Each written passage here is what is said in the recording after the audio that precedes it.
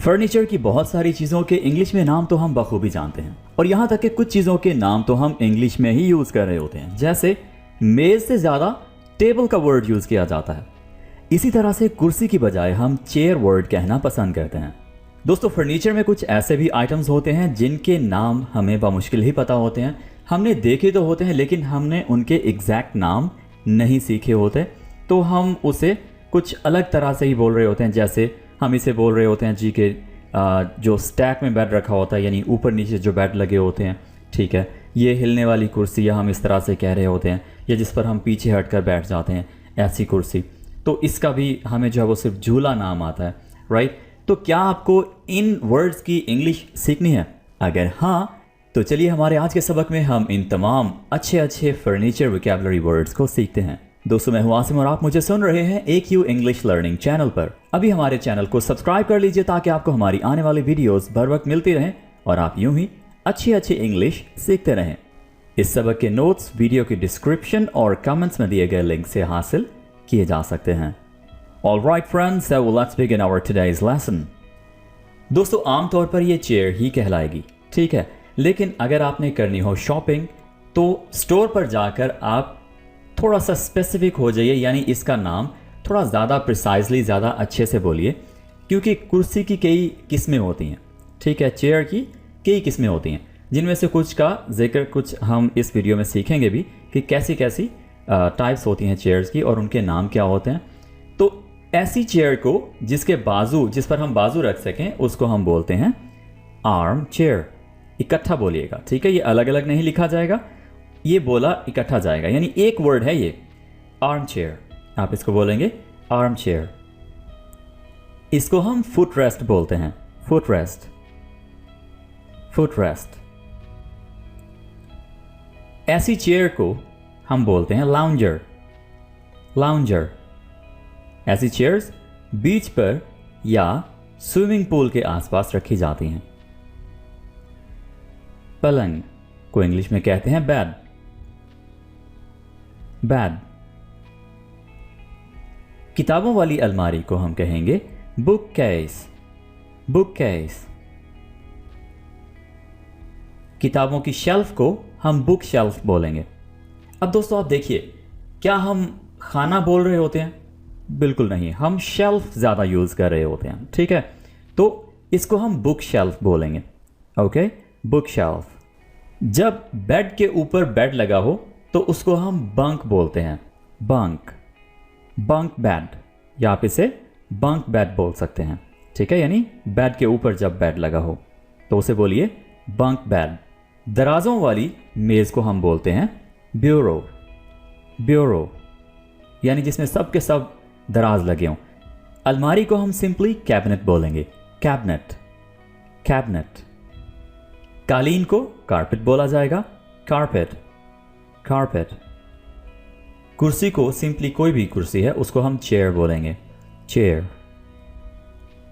दराजदार संदूक को हम बोलेंगे, यानी ऐसा जो छोटा संदूक होता है जिसमें कुछ दराज लगे होते हैं। एक तो बड़ी अलमारी है ना जिसको हमने ब्यूरो बोला, तो इसको हम चेस्ट बोलेंगे, जो सिंपली थोड़े से दराज पर मुश्तमिल एक अलमारी होती है, आप उसको चेस्ट बोलेंगे।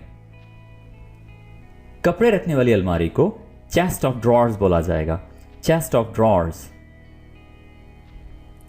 कॉफ़ी की टेबल एक अलग से फर्नीचर का आइटम है जो कि आप इस पिक्चर में देख सकते हैं। सोफे को हम इंग्लिश में काउच बोलेंगे, काउच। लिखने वाली मेज को सिंपली हम डेस्क बोलेंगे। अब दोस्तों देखिए, हम डेस्क ही यूज़ कर रहे होते हैं, ठीक है, हम लिखने वाली मेज तो नहीं कहते। तो इसका मतलब ये है कि इंग्लिश के बहुत सारे जो वर्ड्स हैं वो हमारी आम जुबान में, आम बोलचाल में यूज़ होते हैं। आईने वाली मेज़, अब इसको आमतौर पर यानी एक नाम दिया हुआ है जो कि है ड्रेसर, ड्रेसर। तो आप इसको आईने वाली मेज़ बिल्कुल भी नहीं कहते। सो आपने चीज़ों के इंग्लिश नाम सीखने हैं, इसकी उर्दू की तरफ कम ही जाएं, ठीक है, ड्रेसर, ड्रेसर। ऐसी चेयर को हम इजी चेयर बोलते हैं। ये दो अलग अलग वर्ड्स हैं, ठीक है, ये इकट्ठा एक वर्ड नहीं है। Easy chair, easy chair. अच्छा दोस्तों, एक ऐसी टेबल होती है जो कि सोफ़े के या बेड के साइड पर रखी जाती है, जैसे ये टेबल रखी गई है। तो ऐसी टेबल को हम एंड टेबल बोलते हैं, एंड टेबल। यानी ये दो अलग अलग वर्ड्स हैं, एक ही वर्ड नहीं है, एंड टेबल। दोस्तों ऐसे सोफ़े को हम फ्यूटॉन बोलेंगे, फ्यूटॉन। जालीदार झूले को, यानी जो झूला लटका होता है, आमतौर पर दरख्तों पर यह लटका होता है, तो इसको हम हैमक बोलते हैं, हैमक, हैमक। तो ये एक ऐसी चीज़ है जो हमें अक्सर ड्रामाज में, मूवीज़ में देखने को मिलती है, लेकिन हमें इस चीज़ का नाम बिल्कुल भी नहीं पता होता, तो हम इसे सिंपली झूला बोल रहे होते हैं, जबकि इसका एग्जैक्ट नाम झूला तो है ही उर्दू में, लेकिन इंग्लिश में इसका नाम है हैमक, हैमक। ऐसी जो बच्चे के लिए चेयर हम यूज़ करते हैं उसको हम हाई चेयर बोलते हैं, हाई चेयर। इसको हम लैंप बोलेंगे, लैंप, लैंप। इस तरह की चेयर जो कि लाउंज में रखी जाती है को हम बोलेंगे लाउंज चेयर, लाउंज चेयर।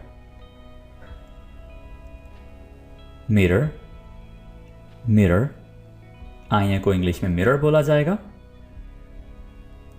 ऐसी जो कुर्सी होती है जिस पर हम टेक लगाकर बड़ी आसानी से, जैसे हम सोने की पोजीशन में होते हैं, बड़ा ज़बरदस्त तरह से हम आराम कर सकते हैं, उसको हम बोलते हैं रिक्लाइनर, रिक्लाइनर, रिक्लाइनर।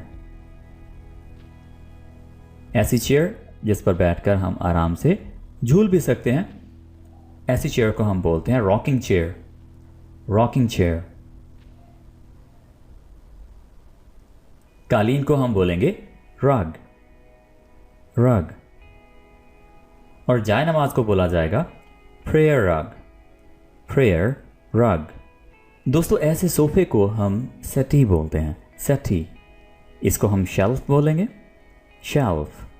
ऐसी जो चीज़ें आमतौर पर हम सोफे पर या बेड पर रखते हैं, इनको हम कहते हैं सॉफ्ट फर्निशिंग्स, सॉफ्ट फर्निशिंग्स। ऐसी मेज़ को हम स्टूल बोलते हैं, स्टूल, स्टूल। Table, table. कपड़ों वाली अलमारी को हम बोलेंगे वार्डरोब, वार्डरोब।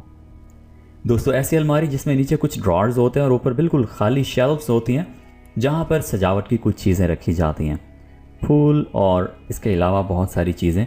इवन इनमें बर्तन भी रखे जा सकते हैं जो इस्तेमाल के नहीं होते, जस्ट सजावट के लिए रखे जाते हैं। तो ऐसी अलमारी को वेल्श ड्रेसर बोलते हैं, Welsh dresser. Thank you for listening. This is it for today. We'll be talking in the next video. Take care. Bye for now.